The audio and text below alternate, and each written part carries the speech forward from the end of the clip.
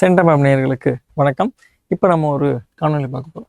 அதாவது பொருள் மாறா எதிர்மறை தொடர். சரிங்களா? எதிர்மறை தொடர்னா ஒரு செயல் அல்லது ஒரு தொழில் நிகழாமையை உணர்த்துவதான் எதிர்மறை தொடர் அப்படிங்கிறது நம்ம பார்த்துருக்கோம்.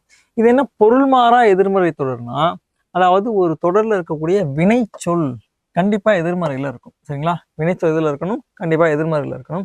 ஆனா அதனுடைய மொத்த பொருள் எதுல இருக்குன்னு பார்த்தீங்கன்னா உடன்பாட்டில் இருக்க வேண்டும். உடன்பாடுனா என்னது? ஒரு செயல் நிகழ்வதை உணர்த்துவதுதான் என்னது? உடன்பாடு. அந்த மாதிரி இருந்துச்சுன்னா அதை நம்ம என்ன சொல்லுவோம்னா பொருள் மாறா எதிர்மறை வாக்கியம் அல்லது பொருள் மாறா எதிர்மறை தொடர் அப்படின்னு சொல்லுவோம். இப்போ பொதுவாக பார்த்தீங்கன்னா 2 எதிர்மறை சேர்ந்துச்சுன்னா அது ஒரு உடன்பாட்டு வாக்கியமா மாறிடும். சரிங்களா? உதாரணத்துக்கு பாருங்க, கலைச்செல்வி கட்டுரை எழுதாமல் இராள். சரிங்களா? அந்த எழுதாமல் அப்படிங்கிறது ஒரு எதிர்மறை, இராள் அப்படிங்கிறது ஒரு எதிர்மறை. இராள்னா என்னது? அதை செய்யாம இருந்தா அப்படிங்கிற பொருள். இப்ப எழுதாமல் இராள் அப்படின்னா அது என்ன பொருள் தருகிறது?